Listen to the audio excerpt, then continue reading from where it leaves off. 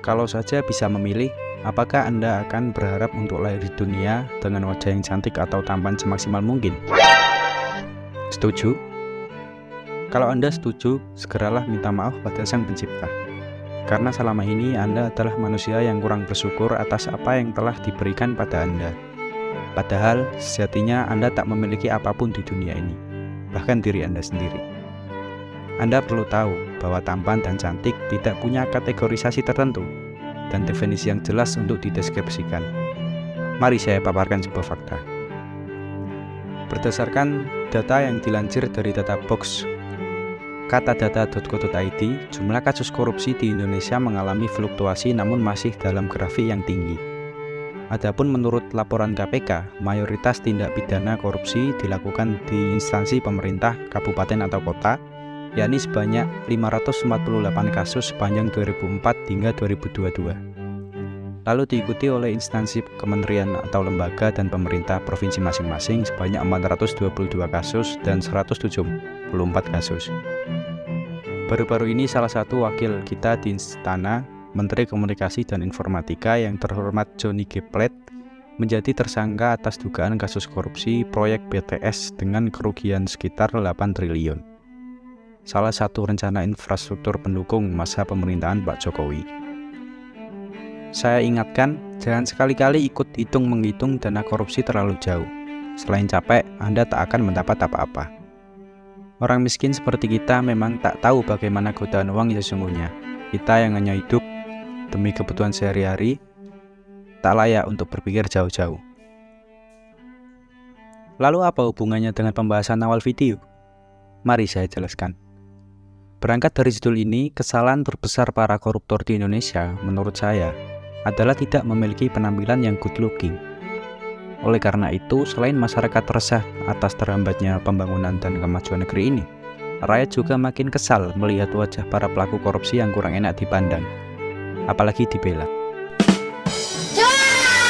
Ini jelas pendapat yang ngawur, namun pada hakikatnya, pembelaan harus memiliki setidaknya satu alasan kuat yang gampang diterima kebanyakan orang, bukan? Sama halnya seperti kasus narkoba yang kerap dialami artis tampan ataupun non-tampan di Indonesia. Anda tahu sebabnya, di mana kubu sebelah disemangati dan didoakan cepat keluar, sementara satunya dicaci dan didoakan juga supaya tidak keluar-keluar. Bagi para pejantan yang sedang menonton, coba amati dua video ini. Saya bisa menemukan 1000 persamaan dalam video, misalnya sama-sama wanita, sama-sama membuat tutorial make up, sama-sama punya akun Instagram centang biru, sama-sama punya banyak followers. Namun satu perbedaan di antara keduanya bisa membuat semua konteks persamaan jadi sirna. Anda sudah tahu jawabannya. Kubu sebelah kiri mendapat banyak perhatian dari netizen, banyak stiker love dan banyak banyak ditonton orang. Sementara tanggapan komentar netizen sebelah kanan berisi komentar tawar-menawar harga beserta kandang. Beberapa menit ke depan, mari kita bahas bagaimana istilah good looking mempengaruhi banyak keadaan di dunia di sekitar kita.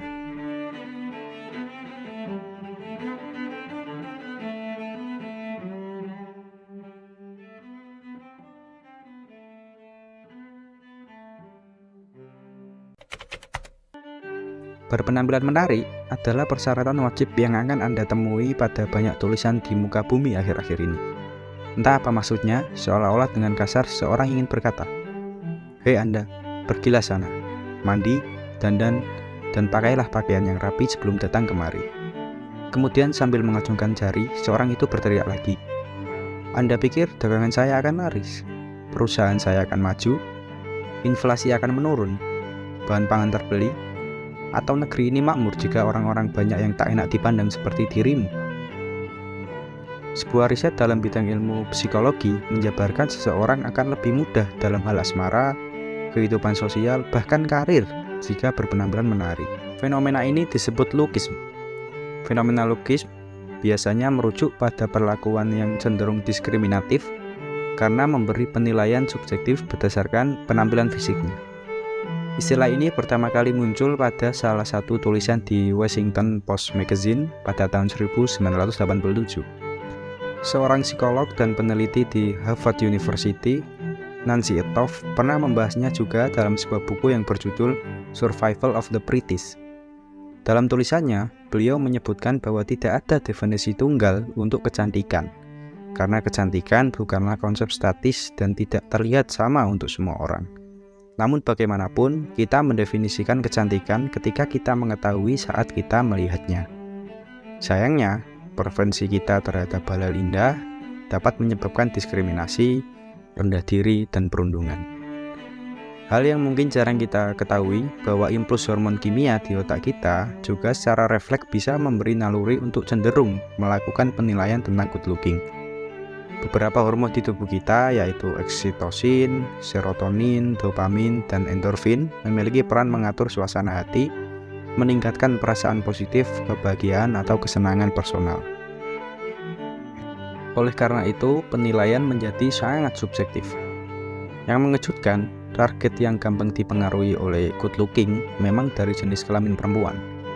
Tekanan untuk menjadi menarik, pusat perhatian, dan kesempurnaan penampilan digambarkan sedemikian rupa oleh perusahaan kosmetik dan riasan, yang faktanya berhasil mempengaruhi banyak orang untuk membeli produk mereka. Sebagai gambaran, jangankan tiap zaman, setiap negara memiliki standar kecantikan yang berubah-ubah.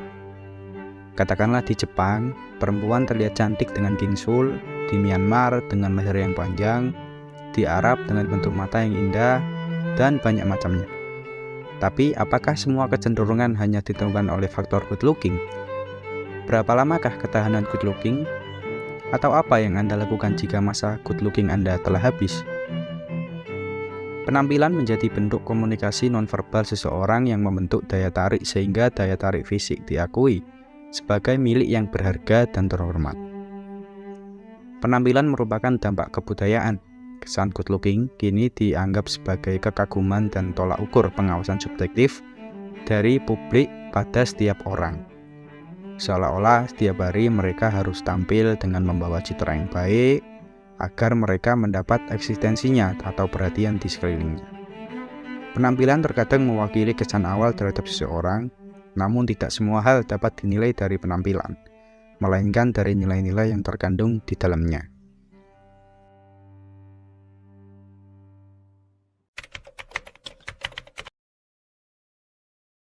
Masih ingin membahas koruptor? Secara kontekstual, dalam hal ini para koruptor sejatinya juga terpengaruh oleh sebuah dorongan hormon dalam dirinya. Hormon yang menyebabkan bahwa kekayaan, pangkat, kehidupan yang nyaman, posisi yang aman, atau ketamakan adalah kesenangan bagi mereka. Korupsi adalah sebuah perilaku sekaligus penyakit yang sangat jahat. Tak jarang karena korupsi, banyak orang di bawah kuasanya ikut merasakan kesusahan yang ia sebabkan. Namun, parah atau tidaknya penyakit, seseorang itu perlu ke dokter, ia perlu diobati. Mengutip pernyataan Susilo Tejo, secara tidak sadar sebenarnya kita juga sering melakukan korupsi. Baik itu korupsi waktu, korupsi perhatian, korupsi kepedulian, dan sebagainya. Mari saling menyembuhkan. Fenomena good looking agaknya tak terlalu penting kalau dipikir-pikir. Polesan dan tata busana yang menarik hanya akan jatuh pada mereka yang mencintai dengan matanya, bukan hatinya. Asik.